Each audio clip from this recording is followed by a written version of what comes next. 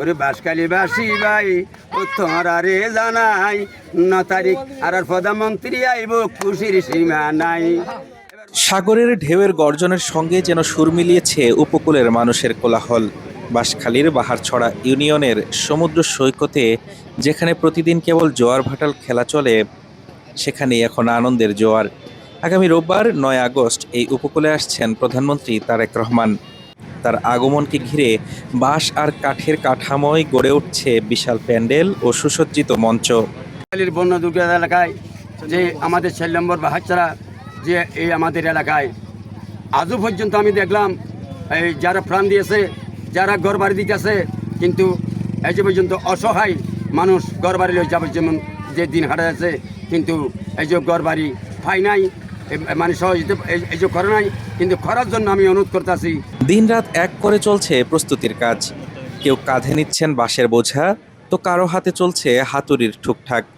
সফরকে ঘিরে পুরো এলাকায় বিরাজ করছে উৎসবের আমেজ। স্থানীয়দের পাশাপাশি দূরদূরান্তের দর্শনার্থীরাও ভিড় করছেন ঐতিহাসিক এই আয়োজনের সাক্ষী হতে। স্থানীয়দের কাছে এই আগমন শুধুই একটি রাষ্ট্রীয় কর্মসূচি নয়, বরং বছরের পর বছর ধরে অবহেলিত উপকূলীয় জনপদের দীর্ঘমেয়াদী সংকট দূর করার এক বড় সুযোগ। পর্যটনের সম্ভাবনাকে কাজে লাগানোর পাশাপাশি একটি স্থায়ী বেড়িবাঁধ ও মেরিন ড্রাইভ রোড হলে বদলে যাবে যোগাযোগ ব্যবস্থা ও মানুষের জীবনমান। সম্মুখীন হয়েছে বাঁশখালীবাসী, ওদের উপলব্ধি করতে পেরে সঙ্গে সঙ্গে ওখানে 100 পরিবারকে উনি ঘর বেঁধে দিচ্ছে, এবং সঙ্গে সঙ্গে উনি ওই ত্রাণ সমগ্র যা যা করার দরকার ছিল করণীয় সব কিছু করেছেন। এবং উনি যেহেতু হেলিকপ্টার যোগে আসবেন, আমি আশা করি উনি দেখবেন এই যে বেড়িবাঁধটা যদি স্থায়ীভাবে মেরিন ড্রাইভে পরিণত করা হয়, তাহলে এখানে সঙ্গে সঙ্গে মেরিন ড্রাইভেও কাজ হবে। এই যে এলাকা অনেক ব্যাপকভাবে বেড়িবাঁধের কাজ করলে এখানে এই এলাকার লোকজন গণ্য করবে। শুধু বাহারছড়া নয়, প্রধানমন্ত্রীর সফর ঘিরে ব্যাপক প্রস্তুতি চলছে বাঁশখালী সহ ফটিকছড়ি ও হাটহাজারী উপজেলাতেও।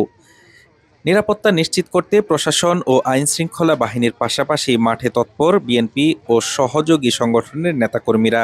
উপকূলবাসীদের আশা, দীর্ঘদিনের নীরব যন্ত্রণা কাটিয়ে প্রধানমন্ত্রীর এই সফর পুরো অঞ্চলের অর্থনৈতিক মুক্তি ও টেকসই উন্নয়নের সূচনা করবে।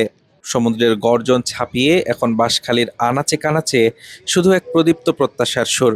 দীর্ঘদিনের বঞ্চনা আর বন্যা দুর্দশা পেছনে ফেলে এই সফরের মধ্যে দিয়েই বাঁশখালী তথা পুরো চট্টগ্রামের উপকূলীয় অঞ্চলের এক নতুন দিগন্ত উন্মোচিত হবে, এমনটাই আশা স্থানীয়দের।